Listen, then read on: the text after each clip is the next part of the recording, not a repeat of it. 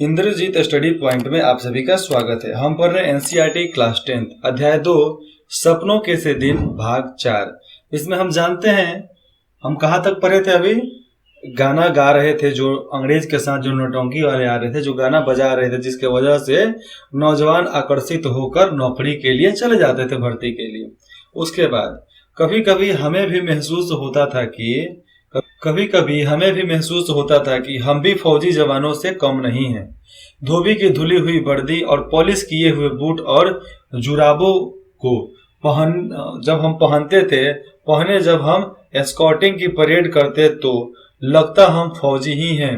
मतलब जब परेड करते थे स्कूल में तो लगता कि हम फौजी हैं। मास्टर प्रेमचंद्र को स्कूल के समय में कभी भी हमने मुस्कुराते या हंसते हुए नहीं देखा था। उनका ठिगना कद दुबला पतला परंतु गठीला शरीर। देखो, मास्टर जी का था ठिगना कद था, कद भी उनका एकदम बराबर था। दुबला पतले तो थे ही, परंतु गठीले ठिगना मतलब शायद नाटा शरीर यहाँ पे हो जा सकता है, मतलब 6 फीट के लगभग में। और दुबला पतला थे और एकदम गठीले शरीर थे उनके। जब पीटी मास्टर है तो गठीला शरीर तो होगा ही। माता के दागों से चेहरा भरा, माता ये जो चेचक हो जाता है ना, जिसको हम लोग माता जी बोलते हैं, उसके वजह से उनके चेहरे पर दाग हो गया था। और बाज जैसी तेज नजरें। खाकी वर्दी पहनते थे, खाकी वर्दी, चमड़े के चौड़े पंजों वाला बूट, सभी कुछ ही भयभीत करने वाला उनके पास था और भयभीत करने वाला ही पहनते थे। अब पता नहीं क्यों उनके बूटों की ऊंचाई एरी के नीचे भी खुड़िया लगी रहती थी कि उनका वजन, मतलब उनका हाइट बढ़ जाए, उनका कद बढ़ जाए। जैसे टांगे मतलब क्या होता है, टमटम, जैसे टांगे के घोड़े के पैरों में लगी रहती है। टांगे के घोड़े के पैर में देखोगे तो वहां पर उन लोगों का नाल ठोका जाता है, तो वही नाल जैसा ही उनका दिखता था, एकदम टाइट लोहा जैसा। अगले हिस्से में पंजों के नीचे मोटे सिरों वाले कील नुखे जूते, और पंजों में देखोगे तो आगे से एकदम लोहा का लगा हुआ रहता था। पहले के जूता में आगे लोहा, पीछे लोहा की कुछ हले वगैरह नहीं उसमें, और किसी को मारे तो एकदम फूट फाट जाए। तो वैसा सब जूता बनाया जाता था पहले। आज भी बनता है लेकिन उतना मार्केट में बिकता नहीं है, क्योंकि लोग उसका रख रखाव अच्छे से नहीं कर सकते हैं।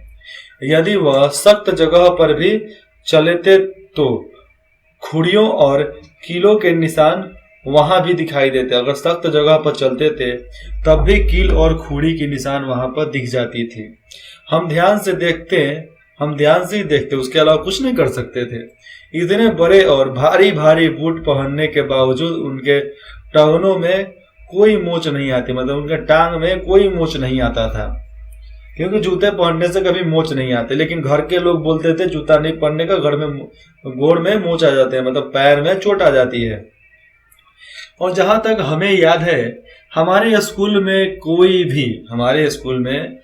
भी इतना शौकीन नहीं था जो जूता अच्छा पहन कर आवे। कोई नहीं, सब हवाई चप्पल नहीं, चमड़े का चप्पल पहन कर आते थे। और कुछ तो स्कूल ड्रेस पर स्पोर्ट का जूता पहन कर चले आएंगे। हमारे टीचर थे उतना बेटे के जूता पहन कर चले आते थे, क्योंकि बेटा सब बड़ा था। उनको देखकर हम यदि घर वालों से बूटों की मांग करते तो माँ बाप यही कहते कि टखने टेढ़ हो जाएंगे, मतलब पैर टेढ़ हो जाएंगे, सारी उम्र सीधे न चल पाओगे अगर ये जूता पहनते हो तो। मास्टर प्रेमचंद्र से हमारा डरना तो स्वाभाविक था, परंतु हम उनसे नफरत भी करते थे। क्यों? कारण तो उसका मारपीट था, बहुत मारते थे हम सभी को, जो मेरी उम्र के हैं, जो हमारे उम्र के, मतलब 8 क्लास में पढ़ रहे थे। कितना साल होगा, करीबन से 10 से 12 साल के बीच में। वह दिन नहीं भूल पाया था जिस दिन वह हमें चौथे श्रेणी में फारसी पढ़ाने लगे थे। बताओ, पीटी टीचर अब फारसी पढ़ा रहा है तो दिक्कत होगा ही कि पिटाई होगा भैया। हमें उर्दू का तो 3री श्रेणी तक अच्छा अभ्यास हो गया था, परंतु फारसी तो अंग्रेजी से भी मुश्किल थी, इसलिए दिक्कत था। अभी हमें पढ़ते 1 सप्ताह भी नहीं हुआ होगा कि प्रेमचंद्र ने हमें एक शब्द रूप शब्दरूप याद करने को कह दिया था और ये आदेश दिया था कि कल इसी घंटी में जबानी सुनेंगे, मुंह से सुनेंगे ये सारे शब्दरूप। लेकिन क्या हुआ क्या नहीं हुआ उससे पहले मेरी कहानी सुनो। अब हमारे क्लास में जब इंग्लिश पढ़ाए जाते थे तो रमन सर बोलते थे, हमारे प्यारे रमन सर थे, तो वो बोलते थे अनूप तुम बताओ खाना खा लिए, तो मतलब इसका ट्रांसलेशन बताना था। तो अनूप बोलता था यस सर हम खा लिए, थोड़ा सा बचा एक रोटी बाद में खाएंगे। तो ये बताओ राम घर जाता है, तो मेरे को क्या लेना देना, राम घर जाता है उससे हम क्या करेंगे। तो ऐसे ऐसे हम लोग जवाब दिया करते थे। मतलब जब भी ट्रांसलेशन ठीक से पूछे जाते तब हम लोग बताते कि ये ट्रांसलेशन हो सकता था। और हमारे एक थे चतुर्वेदी सर, इंग्लिश पढ़ाते थे, इंग्लिश ग्रामर भी पढ़ाते थे। और वो इतने ज्यादा बूढ़े तो थे ही, और बूढ़े के साथ उनका दिमाग भी सटिया गया था। क्यों? क्योंकि वो बोलते थे ना अच्छे से पढ़ना है तो मेरे कोचिंग में आकर एडमिशन लेकर पढ़ो, मतलब स्कूल में नहीं मेरे कोचिंग में आकर पढ़ो। और हमेशा जो कोचिंग में पढ़ाएंगे उसके आगे की कहानी आकर स्कूल में पढ़ाते थे और फिर उसके आगे का कोचिंग में पढ़ाते थे। लेकिन ऐसा नहीं करते थे कि हम लोग को भी बराबर पढ़ाएं, भेदभाव किया करते थे वो। हम सभी घर लौटकर रात देर तक उसी शब्द रूप को बार बार याद करते रहे। घर आए, एक ही शब्द उसी शब्द रूप को मैं खूब याद किया, परंतु केवल 2-3 ही लड़के थे जिन्हें आधी या कुछ अधिक शब्द रूप याद हो पाया था। दूसरे दिन बारी बारी सबको सुनाने के लिए कहा तो एक भी लड़का न सुना पाया। तभी मास्टर जी घुर्राए, एकदम घुर्राए जोर से, सभी कान पकड़ो। कान पकड़ने के लिए बोले। हमने झुककर सिर झुकाकर मुर्गा बनने के लिए बोले थे, तो सिर झुकाकर टांगों के पीछे से बाहर निकालकर कान पकड़े तो वह गुस्से से चीख पीठ ऊंची करो, मतलब मुर्गा बनो और पिछवाड़े को ऊपर करो उस पर डंडा मारने के लिए। पीठ ऊंची करके कान पकड़ने से 3-4 मिनट में ही टांगों में जलन होने लगता है, दर्द करने लगता है। मेरे जैसे जितने भी कमजोर थे वो टांगों को थकने से, टांग जब थकता था तो काम छोड़े हुए गिर पड़ते थे। जब तक मेरी और हरबंस की बारी आई, जब मुर्गा बनना चालू किए, तब तक हेडमास्टर शर्मा जी अपने दफ्तर में आ चुके थे। जब हमें सजा दी जा रही थी तो उसके कुछ समय पहले शर्मा जी स्कूल के पूर्व की ओर बने सरकारी अस्पताल में डॉक्टर कपलास से मिलने गए थे। वहां पर कपलास डॉक्टर से मिलने गए थे। फिर देखते हैं क्या हुआ। वह दफ्तर के सामने की ओर चले आए। आते ही जो कुछ उन्होंने देखा वह सहन नहीं कर पाए। शायद यह पहला अवसर था उस समय कि वह पीटी प्रेमचंद्र की उस बर्बरता को सहन न कर पाए थे। पहला बार हुआ था कि पीटी मास्टर प्रेमचंद्र के उस बर्ताव से वो बहुत ज्यादा गुस्से में थे, बहुत उत्तेजित हो गए थे और इतने ज्यादा गुस्सा हुए कि उसके वजह से बोले, हाउ आर यू डूइंग, तुम ये क्या कर रहे हो? Is it the way to punish the student 4 classes? Stop it at once. मतलब ये बात है कि वो बोल रहे थे ये तुम ये क्या कर रहे हो, आप ये क्या कर रहे हैं? ऐसे ही क्लास 4 के स्टूडेंट को सजा दी जाती है, बंद करिए इसे।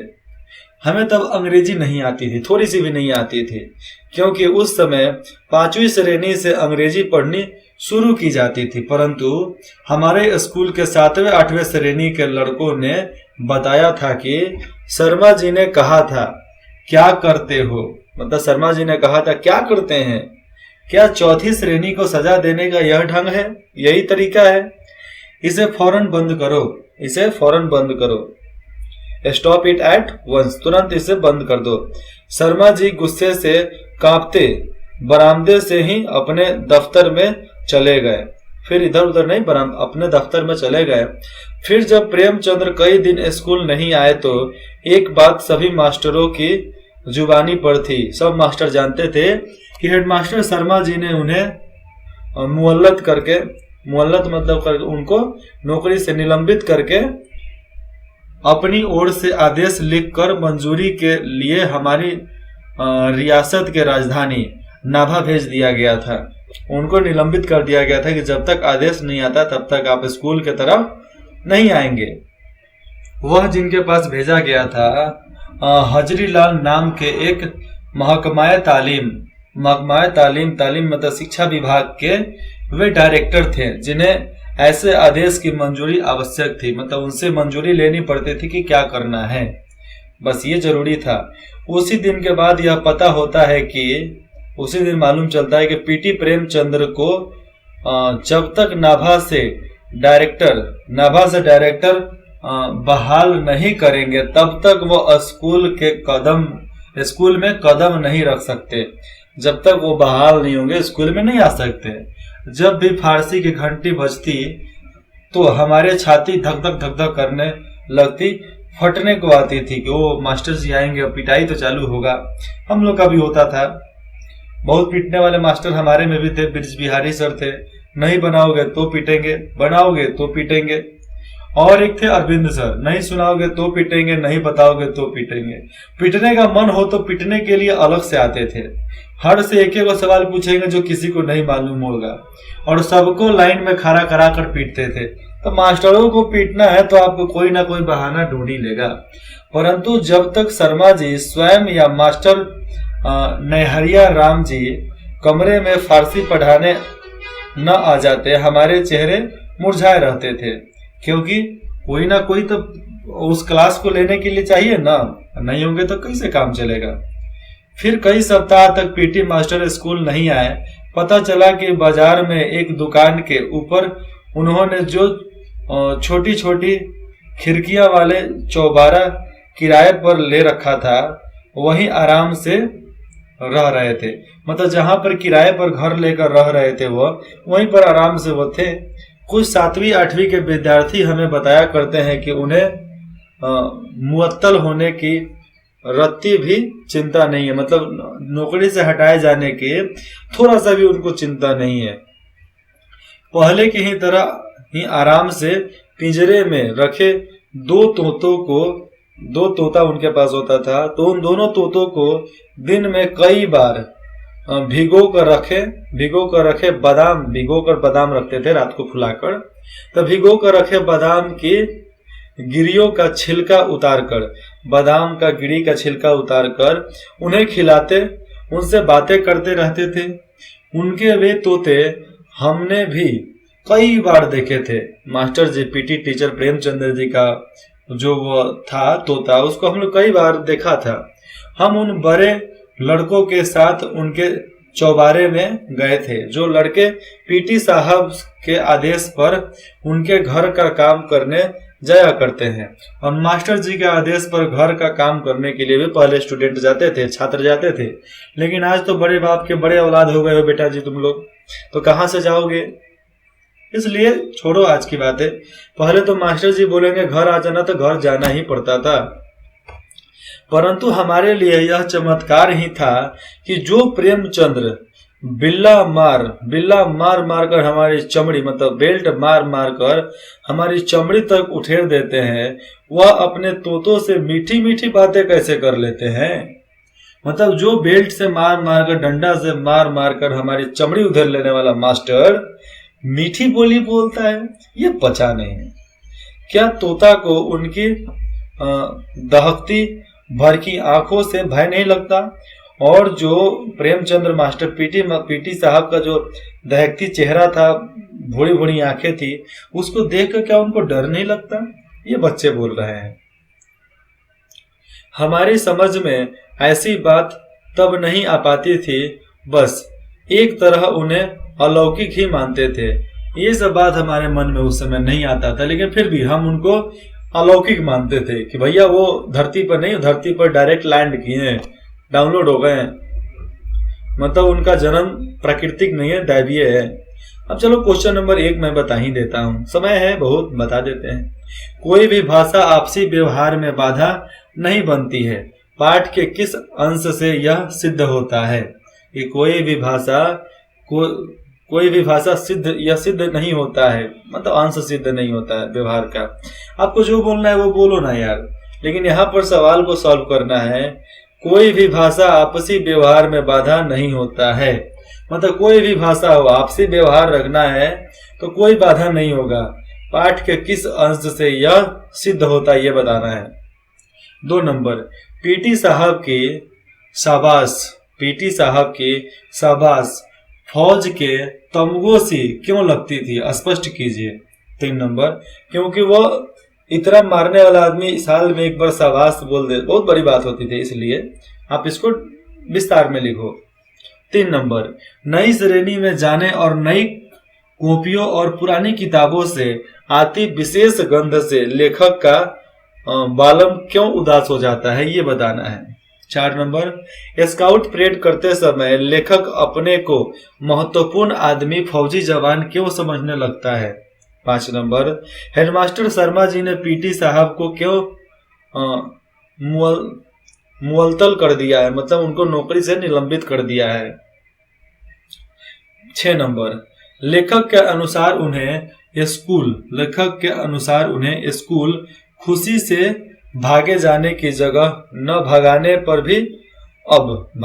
भी कब या क्यों उन्हें स्कूल जाना अच्छा लगता है। 7 नंबर, लेखक अपने छात्र जीवन में स्कूल से छुट्टियों में मिले काम को पूरा करने के लिए क्या क्या योजनाएं बनाया करता था और उसे पूरा न कर पाने की स्थिति में किसी भांति बहादुर बनने की कल्पना किया करता था। ये चलो यार पिटा ही लेंगे, 4 घंटा पिटा लेंगे, क्या जाता है। 8 नंबर, पाठ में वर्णित घटनाओं के आधार पर पीटी सर की चित्रता, मतलब उनके चरित्र विशेषताओं पर प्रकाश डालिए। पाठ के अनुसार पीटी सर के ऊपर उनके चरित्र के विशेषताओं पर आपको कुछ लिखना है। 9 नंबर, विद्यार्थियों को अनुशासन में रखने के लिए पाठ में अपनाई गई युक्तियों और वर्तमान में स्वीकृत मान्यताओं के संबंध में अपने विचार प्रकट कीजिए कि पहले किस तरह अनुशासन हुआ करता था, आज कैसा अनुशासन है। पहले का मास्टर मार देगा तो घर का कोई भी बड़ा नहीं जाएगा मास्टर को पीटने के लिए, लेकिन आज के बच्चे को आप मार दीजिए, उसका बाप पहुंच जाएगा बंदूक लेकर, तुमने मेरे बेटे को मारा कैसे, तुमने मेरी बेटी को मारा कैसे, मारते मारते हाथ फुला दिया। मेरे पापा को मारते मारते मास्टर हार दिया था, मारते मारते दोनों हाथ, खून बह रहा था, लेकिन मेरे घर से मजाल है कि कोई चला जाता, कोई नहीं गया। हाँ ठीक है, आदमी बन गए पिटाकर, अगर कोई चला जाता तो इतना अच्छे आदमी नहीं बन पाते। 10 नंबर, बचपन की यादें मन को गुदगुदाने वाला होता है। बचपन की जो यादें हैं मन को गुदगुदाने वाला होता है, विशेषकर स्कूली दिनों के स्कूल के यादें अपने अब तक के स्कूल जीवन के खट्टी मीठी यादों को लिखिए, जो आप तक अपने स्कूल में किए हैं वही लिखना है। 11 नंबर, प्रायः अभिभावक बच्चों को खेल कूद में ज्यादा रुचि लेने पर रोकते हैं और समय बर्बाद न करने की नसीहत देते हैं। बताइए खेल आपके लिए क्यों जरूरी है। ख नंबर, आप कौन से ऐसे नियम कायदे को अपनाएंगे जिससे अभिभावक को आपके खेल पर आपत्ति न हो, ये बताना है। आ जाएगा। अब यहाँ पर अपना अध्याय खत्म होता है, फिर हम आगे का पढ़ेंगे जिसका नाम है अगला अध्याय टोपी शुक्ला। टोपी शुक्ला का एक दोस्त था जो मुसलमान था, उसी के बारे में और इनके बारे में कहानी है कि किस तरह ये लोग पिटाया करते थे अपने अपने घर में, क्या क्या हुआ करता था। और लेखक का नाम है राही मासूम रजा, लेखक जो लिखे हैं। तो चलिए मिलते हैं फिर अगले अध्याय में। इंद्रजीत स्टडी पॉइंट से लेते हैं विदा, आपको भी करते हैं। इंद्रजीत स्टडी पॉइंट में जुड़ने के लिए आप सभी का बहुत बहुत धन्यवाद। आशा करते हैं आप कमेंट जरूर करेंगे हमें और बताएंगे ये कहानी कैसा लगा।